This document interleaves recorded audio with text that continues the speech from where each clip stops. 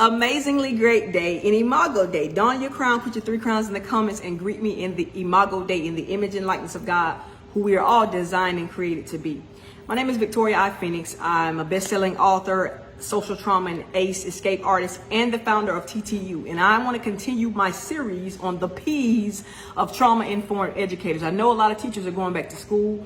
In my district, today was the first day back for the students. So I know this is at that time of year where school is back in session. So I want to help, as our mission at TTU is to help communities become more trauma informed and trauma responsive.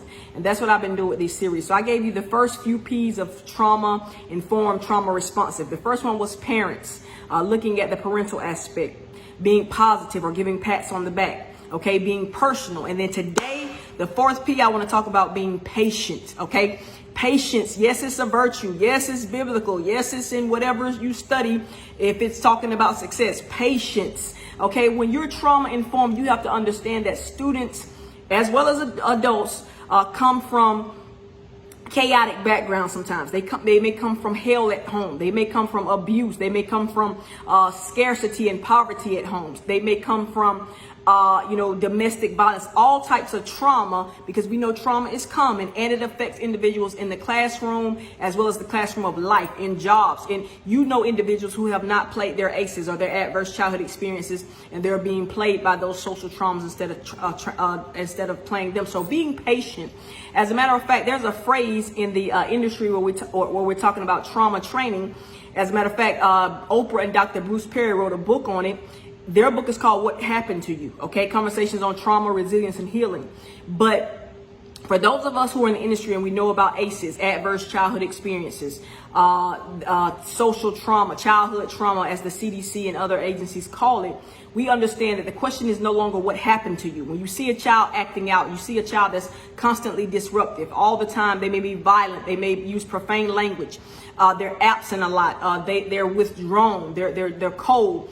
It's not what's wrong with you, but what happened to you. That takes patience for you to look at an individual and see that they're not sleeping in your class necessarily because you're bored. Now, you got to have your game up. You need to be an engaging teacher. That was one of my very strong qualities as a classroom teacher. But all the time, it's not because they're trying to disrespect you or they're bored. It may be because they have siblings at home that they have to take care of. They may have jobs because their parents are not there or their parents are not doing what they should be doing.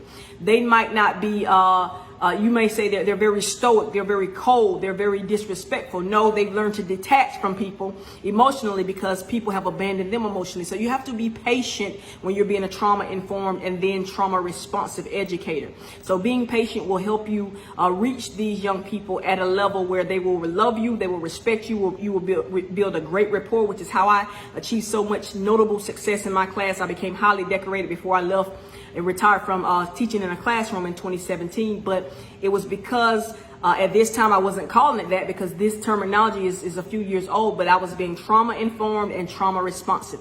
Be patient and understand that they're not where you are. Their parents aren't where you are.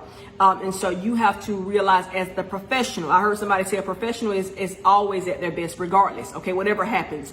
And so we have to learn to deal with these children being trauma informed and trauma responsive, knowing that they may be going through a lot or have already gone through a lot. So it's not about what's wrong with them, but what happened to them.